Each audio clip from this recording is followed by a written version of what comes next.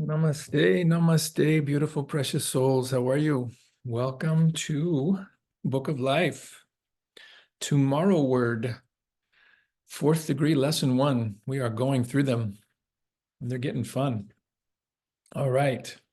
Well, we will get started. Let us make sure there's nobody in the waiting room, and we will invoke and get going. Go ahead and just place the tip of the tongue on the palate. Be nice and relaxed.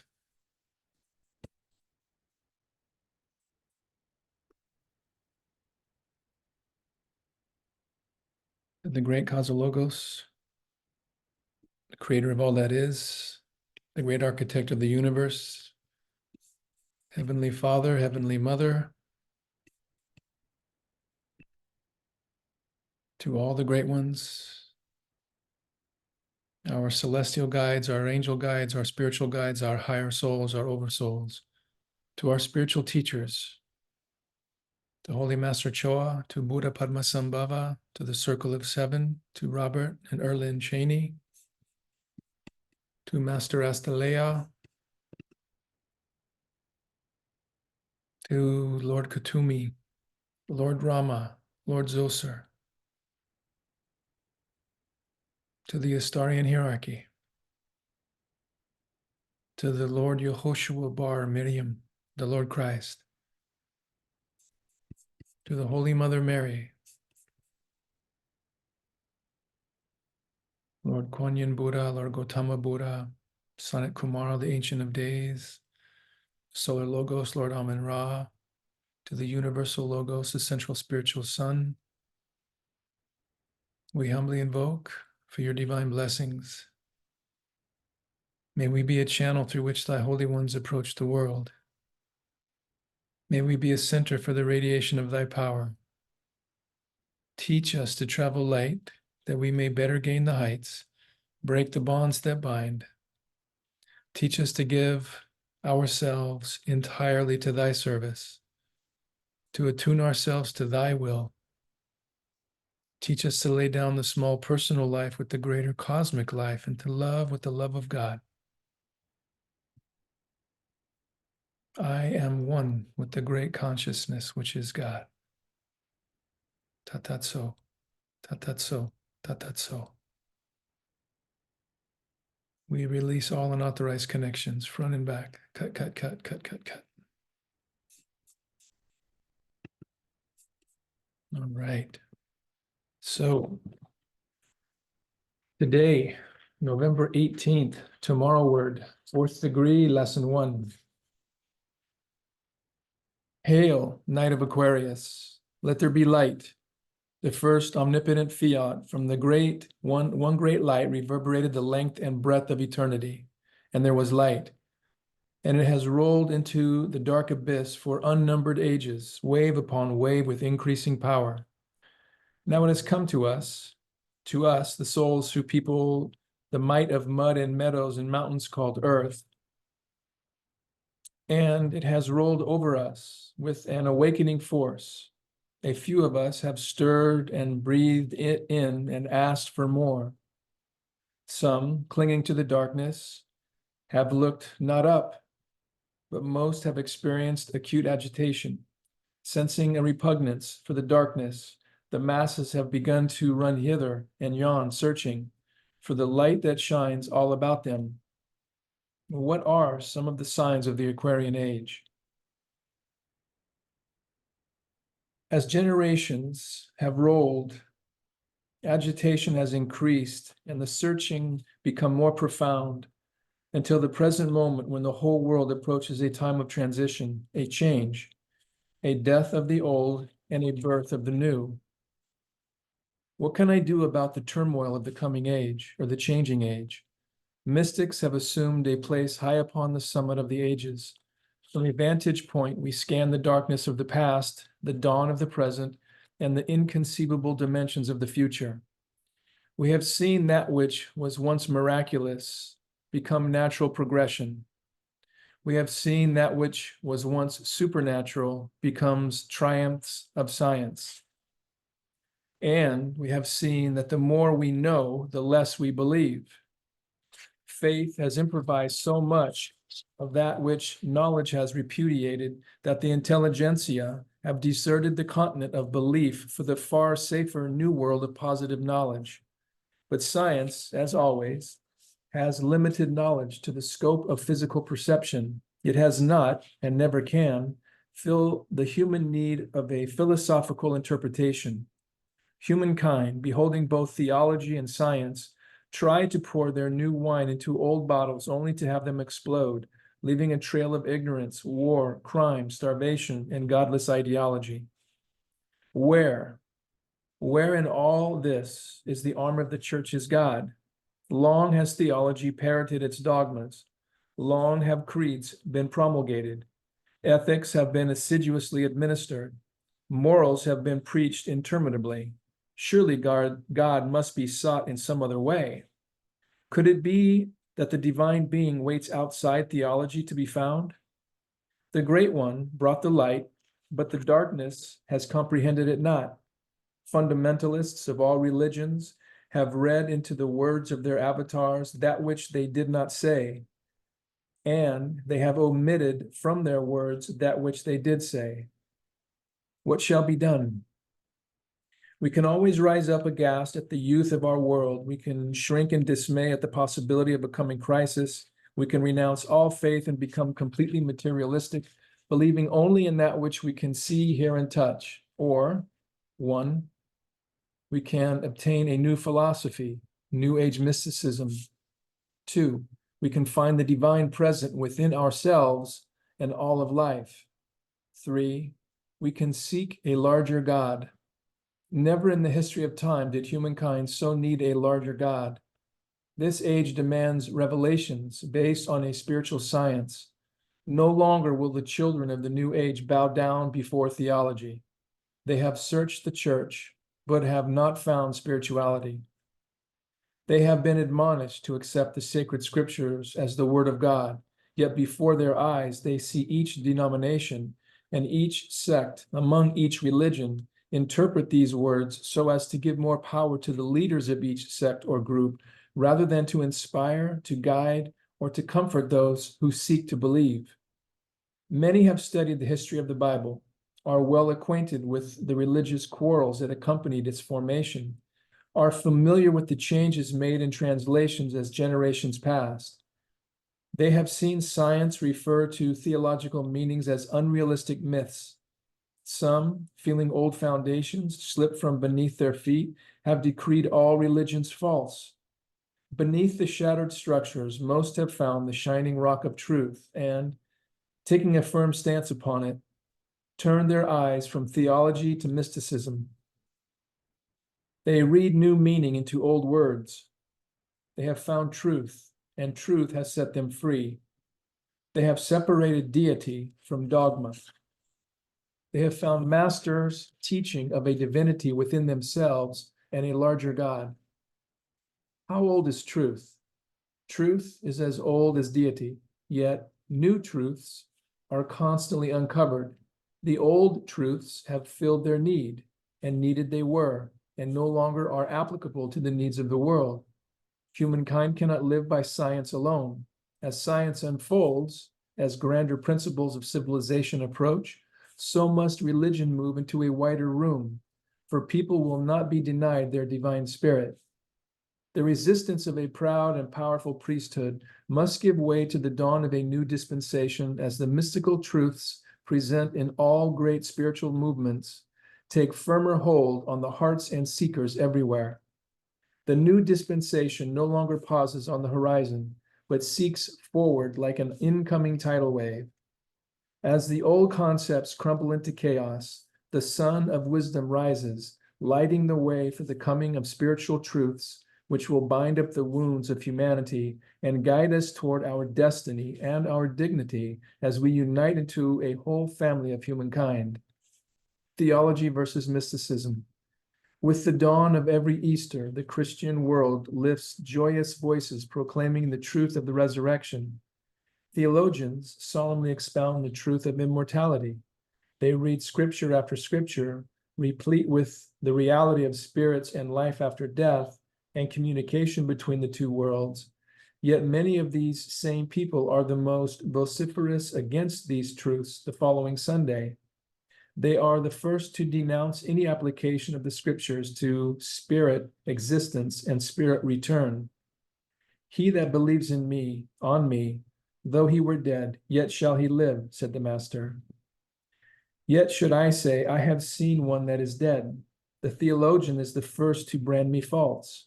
That, they believe, which flows not through the channels of orthodoxy must be false. Every seer, prophet, poet, inspired teacher, saint, who has brought the message of life after death has had to deal with their own particular crucifixion, including, of course, Jesus himself. In 1781, the planet Uranus was discovered. At that time, and even earlier, several astronomers firmly believed there existed another planet revolving around Uranus. Such a planet had been noted, but had disappeared from the place it was originally observed. Through all of the 1700s and into the 1800s, what promised to be a planet kept appearing and disappearing. In 1822, all known perturbing influences being calculated, a fixed place was established in the heavens where a new planet ought to be. With these calculations and assuming certain probable postulates as to the orbit and the mean distance from the sun, a young Parisian observer named Leverrier wrote to one of the principal astronomers of the Berlin Observatory, Dr. Gall. Leverrier informed Gall exactly where he thought the anticipated planet should be and asked that on a certain night he search for it from his vantage point at the observatory. Can we discover another life by the same method science discovered another planet? Following the instructions, that very night, the new planet Neptune was discovered. Thus, one of the best known and most brilliant among the triumphs of astronomical science was the prediction, in advance of actual discovery, of the existence of a previously unknown planet. This prediction was based upon eclipses, perturbations, and calculations carefully compiled. If a planet can be located and discovered through information based upon such calculations, could we not hope for some Leverrier of spiritual science to come forward in this Aquarian age and predict the existence of a spiritual world around us based upon factual information? Such a prediction would far outweigh the importance of the discovery of another planet. Also, such observances might predict that if natural law be invariable, then the miracles performed by the Christ, the Buddha, and all the other avatars could well be repeated, since they obviously were performed according to natural law. If they were performed under natural law, and if natural laws are invariable from generation to generation, then the same basic principles through which they operated are still in existence today. Therefore, anyone who becomes familiar with such laws might be expected to repeat similar phenomena. Such an accomplishment would certainly culminate in the marriage of religion and science. Such happenings might be bitterly opposed by religionists who hold that to abandon the doctrine of the miraculous is to deny the works of Christ. But Jesus himself, understanding the laws upon which he executed his miracles, promised his followers that they too could emulate his performances. Thus, he gave evidence that such actions were not to be regarded as exclusively his, nor were they to be restricted to his own era. God's dealing with humankind did not end in Judea 2,000 years ago, nor does any one book, however sacred, encompass the entire destiny of humankind and the planet. It is not too much to hope that a full and new revelation awaits us in the Aquarian age, too beautiful, too encompassing to be the creed of any one sect. Rather, a way of life destined to leaven all human thought, to inspire all humanity toward a common spiritual goal, heaven on earth. A religion so utterly human it can be reconciled with science. A religion once beyond the power of mortal mind is now rapidly developing a modus operandi upon which both worlds may combine for fulfillment. Thus, as Leverrier wrote to Dr. Gall in 1846, describing to him what ought to be found in the heavens, so may another intuitive Aquarian age Leverrier declare not only what ought to be, but what is an unseen world surrounding our earth. Until such scientific facts are proven regarding the mystical precepts of all the great religions, we can only offer calculations, spiritual perturbations based upon what ought to be there and vice versa. We can insist that the spiritual planes ought to be there based upon all natural calculations and perturbations, just as both Uranus and Neptune were seen occasionally, but not recognized as planets for well over a century. So have spiritual phenomena been noted and observed for unnumbered decades. Thus, in the lessons ahead, we shall hope not only to describe life in another world, but to offer profound phenomenal proof. Nor am I reluctant to bring forward what has lain for an interminable time under the world's taboo. Science itself has raised these calculations and perturbations into respectability. By the weight of their own merit shall they eventually stand. We like to think we are living in a scientific age, but the dictionary describes science as coded knowledge. Science, like truth, fluctuates from year to year, always advancing. It is doubtful whether we shall ever arrive at an ultimate science. Science is in a state of flux, changing from formula to formula, step by step, unraveling higher aspects of truth. Thus, science is truth, so far as humankind has realized it at any given moment. Therefore, it is difficult to point to any particular teaching and declare it to be unscientific, even though humankind may not yet have unfolded full knowledge concerning the law. How long was electricity there before Benjamin Franklin found it? The undiscovered country. The discovery of an unknown domain would indubitably make all other discoveries seem trifling by comparison. Yet any seeker who sets out through earnest and patient seeking unquestionably arrive at the momentous and far-reaching conclusions of the unseen world. Although such a teaching is essentially religious, no popular religious body has endorsed it, which may be why religion, as such, is experiencing a decline in favor of mysticism.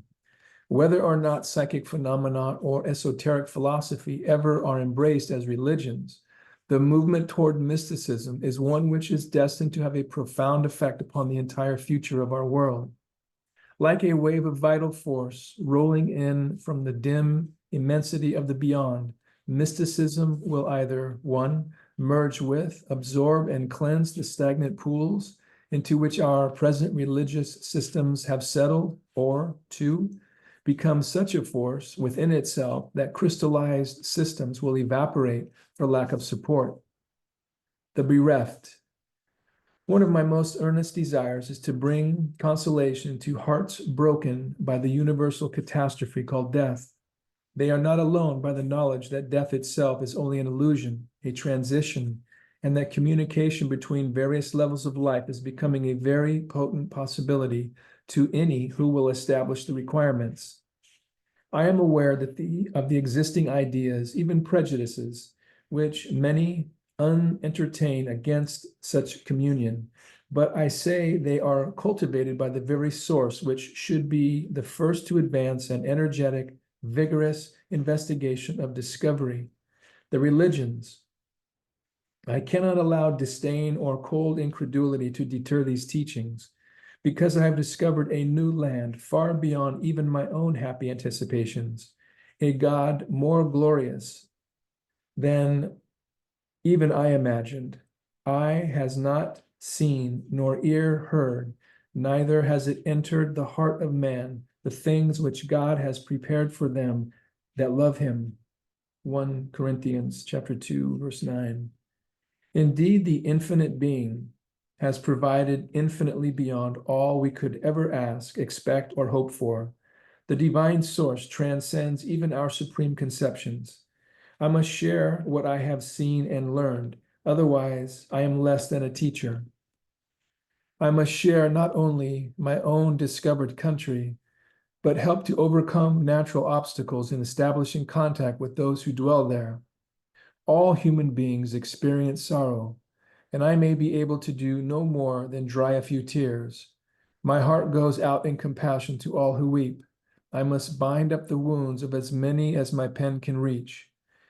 I would have all people know that we stand with our faces toward the dawn of a new life.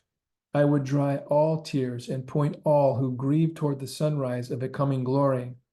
God is not the God of the dead, but of the living, for there are no dead. If Christ submitted to the crucifixion to prove that he could rise again and return, would he not be proving it as a universal law? And if it is a universal law, then all the loved ones you have ever lost are not lost at all. They only await your recognition of their presence as you change the pilgrimage of your life into a sacred journey. Like yours, my feet have forded the Jordan. I have brought back memories of visions too beautiful to hold.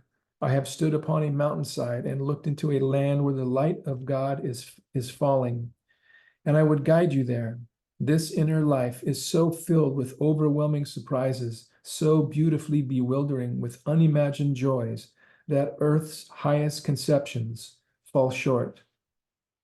The great adventure.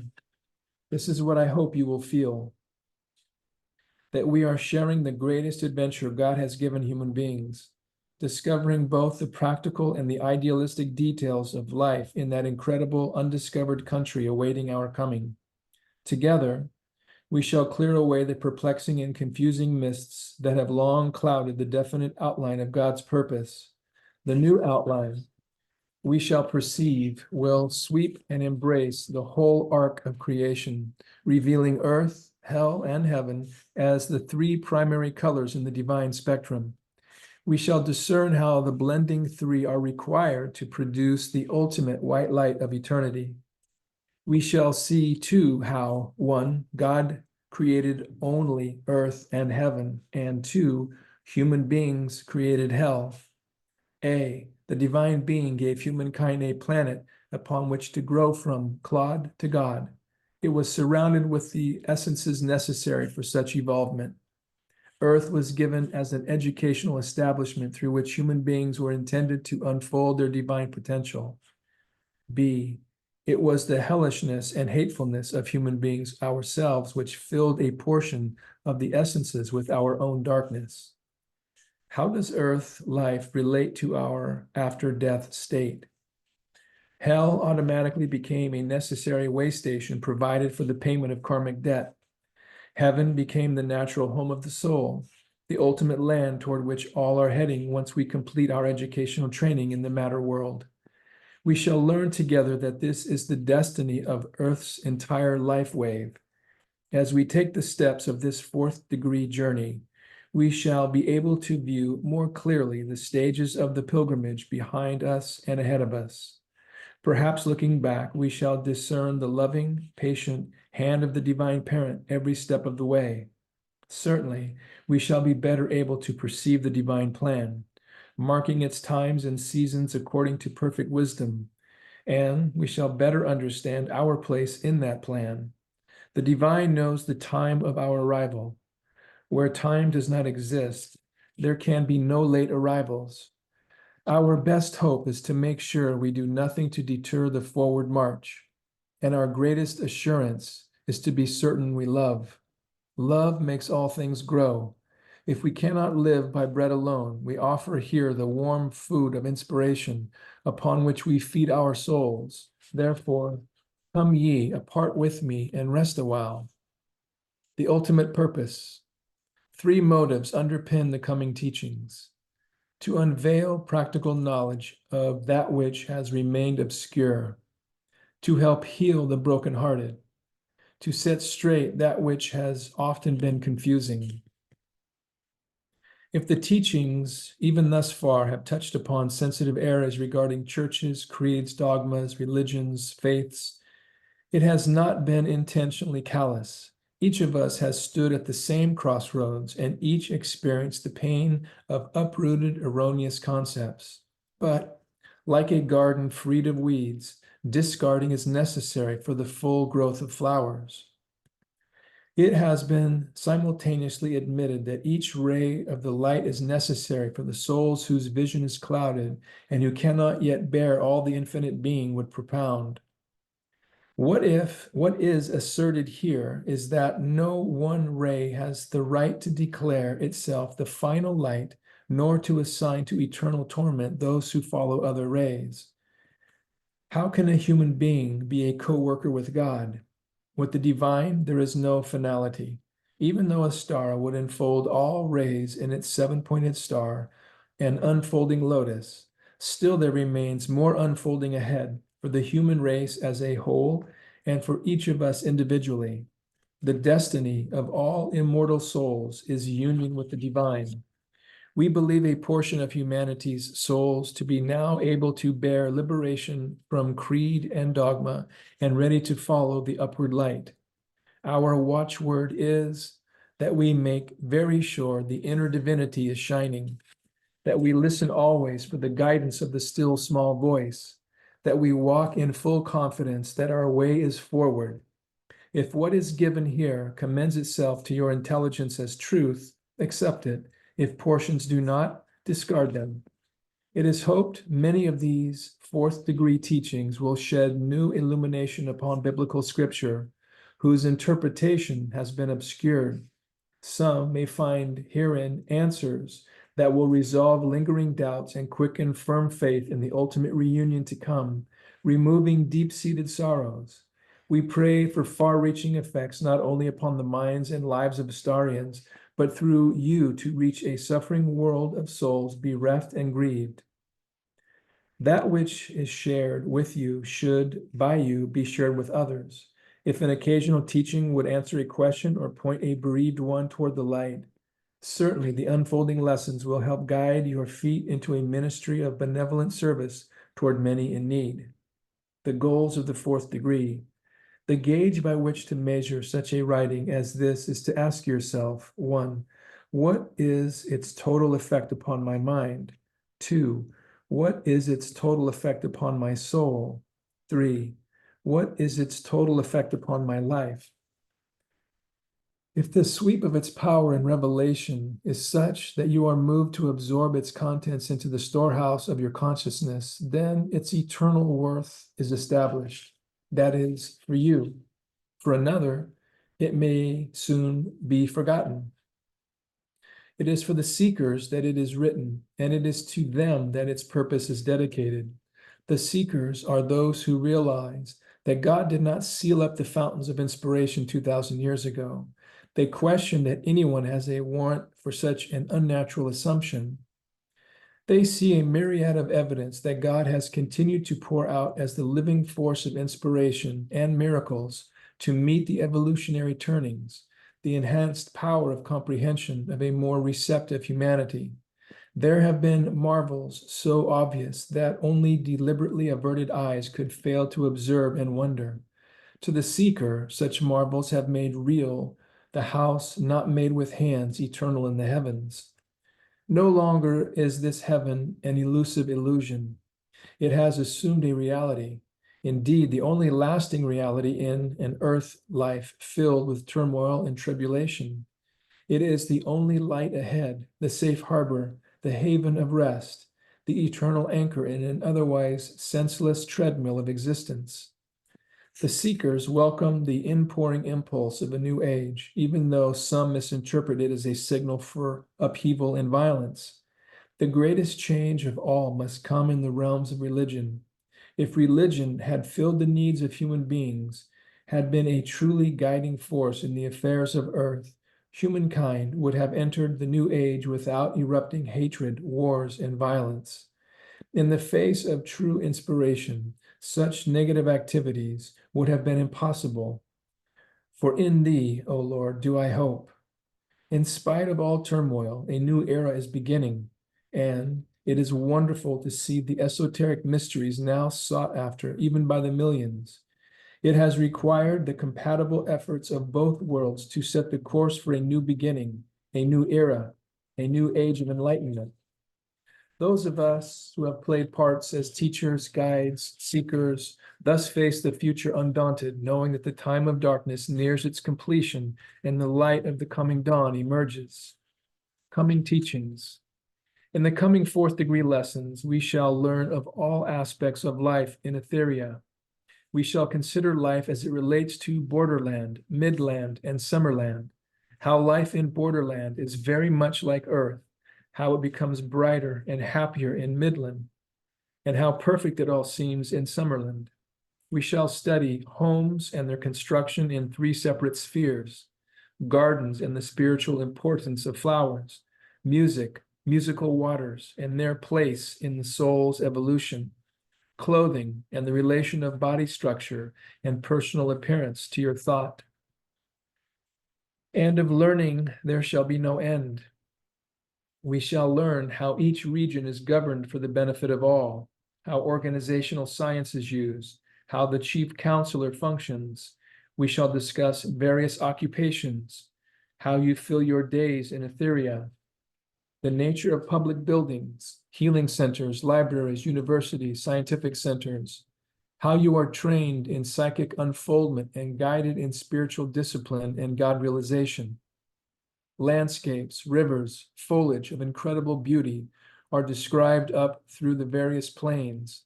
Even the darkness of hell is dealt with, the better to help you understand how to help those who may be temporarily held there. Certainly heaven and life therein are considered at length. Treated thoroughly are such subjects as religion, creating what you want by thought building, the reunion of loved ones, graduation up through the spheres, great teachers and guardian angels, the place of science in Etheria and its relation to our unfolding scientific wonders, communicating via voice or by telepathy, the place food occupies, the lives and activities of children over there, recreation and the times of fun and festivity, the true science of soulmates, astrology's place in the coming age. Many biblical scriptures are elucidated, Christ's second coming and the end of the world, why spirits often refuse to divulge their real names and titles, the coming sixth race. We shall consider a new aspect of initiation, how the law of attraction operates now for your future happiness, how to make prayer more effective in your life, the possibility that communication between the two worlds may become the fundamental science of the new age. And finally, we shall view love and its place between people in the higher spheres. The waiting ultimate godhood approaching out yonder and how best you can attain it. The wonders of the unfolding Aquarian age. For love is stronger than death. The general teachings will emanate from Zoser, who will act as a guide in conducting you through various adventures, just as if you journeyed at his side. He conducts us on a tour of astral Astara and Summerland, Astara, which are vast, incomparably magnificent cities in the higher spheres of heaven, describing homes there, food, clothing, recreation, occupations, and the life in general awaiting any Astarian who chooses to make his or her home there amid thousands of like-minded souls after physical demise. God's world. Whether you are aware of it or not, the dead are very much a part of your earthly lives. Overshadowing human beings is the paramount method adopted by Etherians who have obligations to be discharged to those on earth. Etherians are held mostly by love ties, and they assume a loving watchfulness over the daily lives and cares of those they have left behind. They give loving assistance in every way imaginable, up to the point of changing the personal decisions of those they overshadow. Etherians are not omniscient, but they do have a perception far beyond those of earth. Impending events cast their shadows before, and it is not difficult for Etherians to decipher the shadows, becoming aware of building problems and perplexities. This by no means indicates that Etherians are always right. They are capable of error, the same as human beings, but they can see further and they can dispatch guidance with greater wisdom than can counselors of earth. Those who have attained the upper floors of Etheria can almost determine what the future is to be, depending on the flow of daily thoughts projected by people on earth. They know that everything happening must first have been thought out. Events do not simply come about. They happen as a result of preconceived thought, operating in a substance of ether.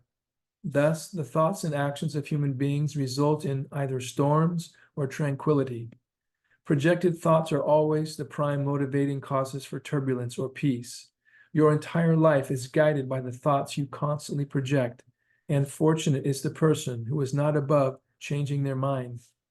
Unless the resulting turbulence is a part of your destiny, Etherian guardians immediately attempt to influence you to change your mind.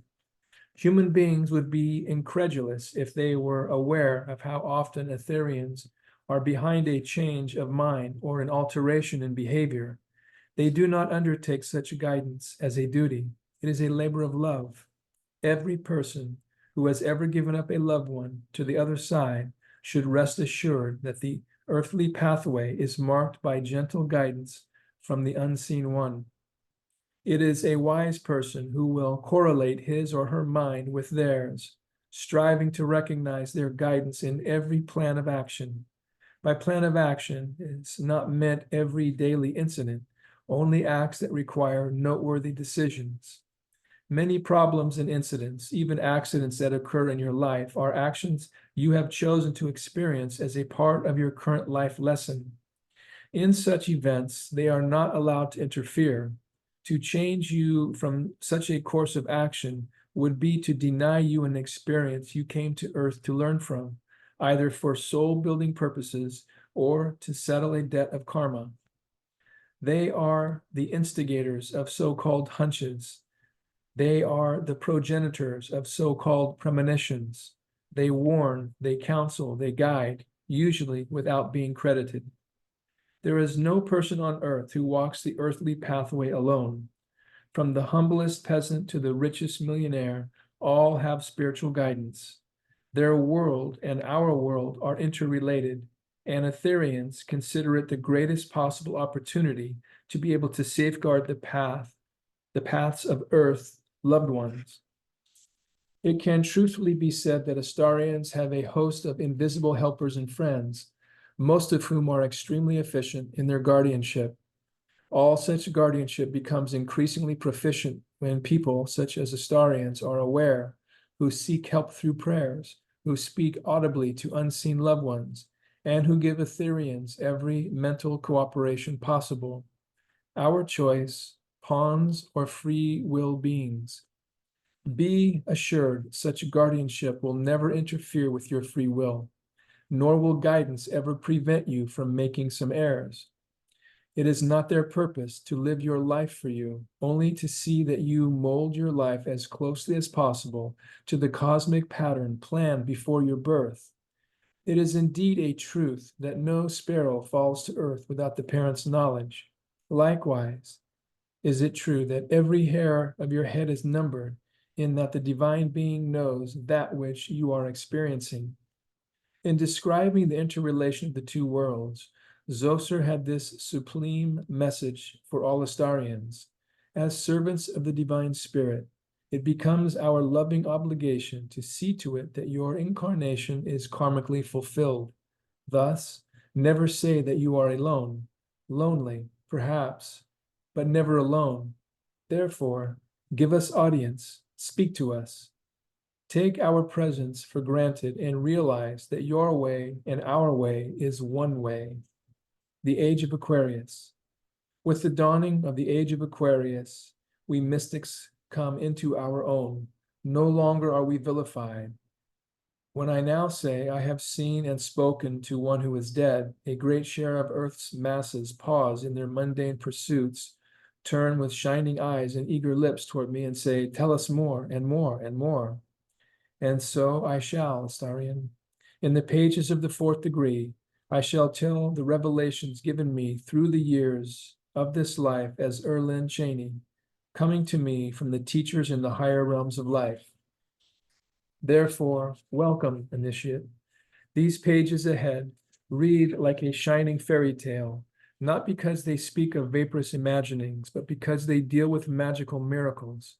They describe transformations of these dense forms we call our bodies into shining forms of beauty, just as the fairy godmother with a flick of her wand changed the frog into a handsome prince. They tell of a land resplendent with castles and palaces and kings and queens of glory, of rivers and mountains and cities of splendor, of love so inconceivably beautiful, earth knows no way to comprehend. Walk through these pages with me, initiate of the ruby cross.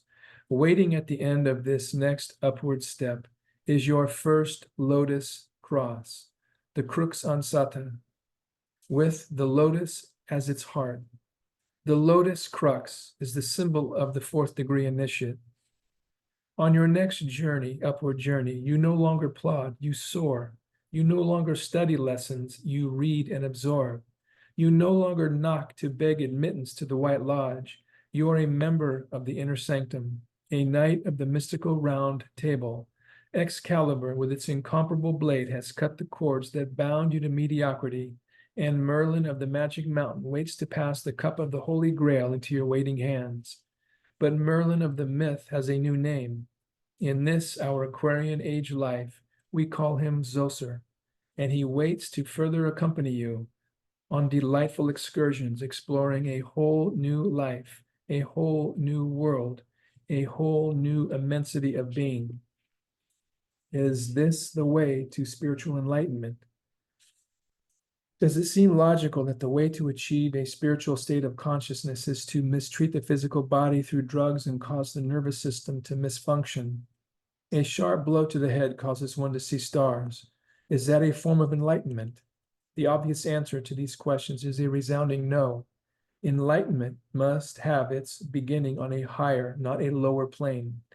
It is a state of mind, and therefore is rooted in the mental plane, not the physical.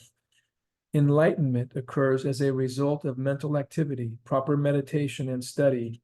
One of the finest ways to study is to turn regularly to your Astarian book of life and stimulate the mental processes which lead to a higher state of consciousness.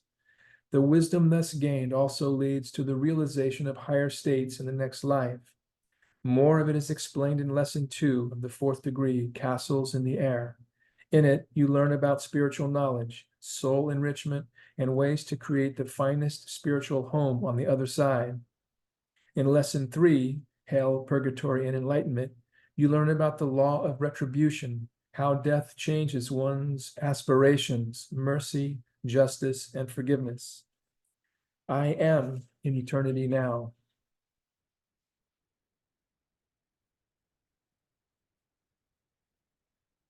This is a beautiful little poem by Earlyne. Beloved Master, who has called us out of darkness into light, go thou before us. The pathway before us beckons toward new tasks, upreaching goals. Lead us toward tasks too hard for human hands and heights too high, so that in our weakness we must lean on thee and, leaning, find our strength. Home is where the heart is. Hell in the heart is the surest road toward hell in reality. Earlyne. Well, let me see here. We will finish with a little blessing on the November blessing, if you guys are open to that. So go ahead and just place the tip of the tongue on the palate. Just be receptive into all those that we have invoked to. May all those on this call and all those who watch and observe, may your consciousness be endowed with the qualities of harmony and composure. May the peace which passeth all understanding become an ever-present attribute of your life and help you acquire the serenity of eternity in each moment of time.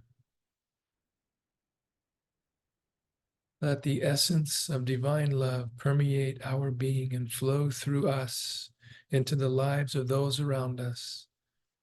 Let us be a focal point where heaven and earth are joined as one.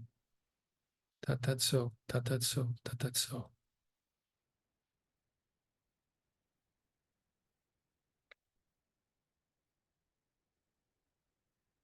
Well, thank you all for coming again to this book of life as we venture on this journey into the fourth degree. It's going to be fun.